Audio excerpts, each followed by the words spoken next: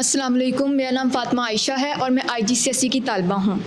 میرا محترم سے سوال یہ ہے کہ انہوں نے کہا ہے کہ کوئی بھی عورت محرم کے بغیر سفر نہیں کر سکتی۔ اب اگر کسی عورت کا محرم ہی نہیں ہے اور آگے جا کے اس کی شادی نہیں ہوتی اور اس پہ حج فرض ہے، تو کیا مطلب اسلام اس کے بارے میں کیا کہے گا کہ یہ جو اس کا فرض ہے وہ ساقط ہو جائے گا یا پھر وہ کسی بھی عورت کے مجموعے کے ساتھ جا کے حج کر سکتی ہے؟ جی بیٹا، جہاں تک تو تعلق ہے نا رسول اللہ صلی اللہ علیہ وسلم کے فرمان کا اور حدیث کا، وہ تو یہی ہے کہ جو عورت اللہ پر اور آخرت پر ایمان رکھتی ہے وہ بغیر محرم کے سفر نہ کرے۔ یہ جو حج کا سفر ہے نا، اس کے لیے استطاعت شرط ہے، اور استطاعت میں خواتین کے لیے محرم ہونا بھی شرط ہے۔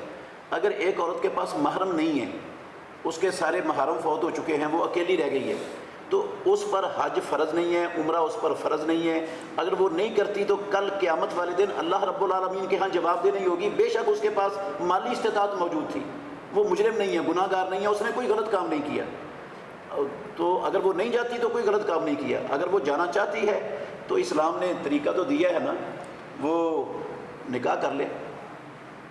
قرآن مجید میں اللہ نے ایم لوگوں کو نکاح کرنے کا حکم دیا ہے۔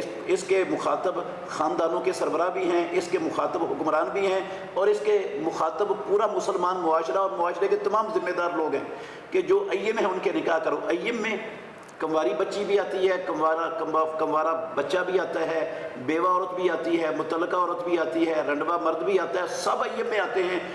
اسلام کا تقاضا یہ ہے کوئی مسلمان معاشرے میں بغیر نکاح کے مجرد نہیں رہنا چاہیے، نہ کوئی مرد نہ کوئی عورت۔ تو اس کے لیے یہ حل موجود ہے، وہ جو ہے نا وہ اپنا دوسرا نکاح کر لے، مل جائے گا انشاءاللہ اس کو رشتہ۔ تو اسی کے کویسچن سے میں آگے کویسچن پوچھتا ہوں کہ عورت جو ہے وداؤٹ محرم حج پہ نہیں جا سکتی، کس حد تک جا سکتی ہے؟ وہ گھر سے لے کر کیا کسی اسکول تک، کالج تک، کیا محرم کے بغیر وہ محلے کی دکان تک، شاپ تک، کس حد تک جا سکتی ہے؟ آج کل کے دور میں تو بہت سارے علماء جو ہیں وہ کہہ رہے ہیں کہ جی کیونکہ اب موبائل آ گیا ہے، فون فیسیلٹی پاس ہے، گاڑی خراب ہوتی ہے، کوئی ایشو بنتا ہے تو فوری طور پہ کال ہو جاتی ہے، تو اس لیے اب کس حد تک آپ مارجن دیتے ہیں؟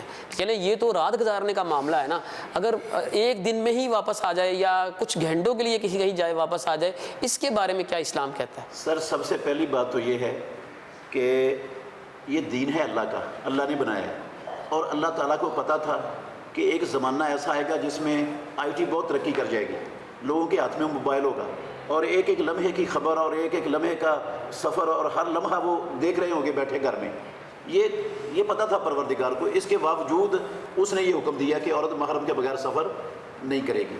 اچھا، میں نے جو حدیث سنائی ہے نا، اس حدیث میں رات اور دن کا لفظ نہیں ہے، اس حدیث میں ہے جس کو رسول اللہ صلی اللہ علیہ وسلم نے فرمایا کوئی عورت محرم کے بغیر سفر نہ کرے، مطلق سفر ہے۔ حدیث بھی بالکل صحیح اور بخاری شریف کی حدیث ہے۔ اچھا، اب جس کو عرف میں، ہمارے معاشرے میں عرف کے اندر تمام لوگ جس کو سفر سمجھتے ہیں نا، وہ عورت کو نہیں کرنا چاہیے بغیر محرم۔ محلے کے اندر جانا، دوسری گلی میں جانا، تیسری گلی میں چلے جانا، کالونی کے اندر کسی کے گھر میں چلے جانا، اس کو عرف میں سفر نہیں کہا جاتا۔ صحیح۔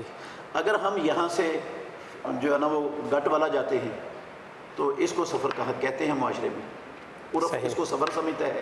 تو جس کو عرف کے اندر سفر سمجھا جاتا ہے، اس سفر پر عورت کو جانے سے گریز کرنا چاہیے بغیر محرم کے۔ صحیح۔ امام شافعی رحمۃ اللہ علیہ، ان کا موقف تھا، وہ فتویٰ دیتے تھے، ان کی فقہ میں موجود ہے یہ کہ اگر عورتیں ایک ان کا مجموعہ اکٹھا ہو جائے، کافی ساری عورتیں ہوں، تو وہ حج پر مجموعے کی صورت میں جا سکتی ہیں، ان کے ساتھ سب کے محرم کا ہونا ضروری نہیں ہے۔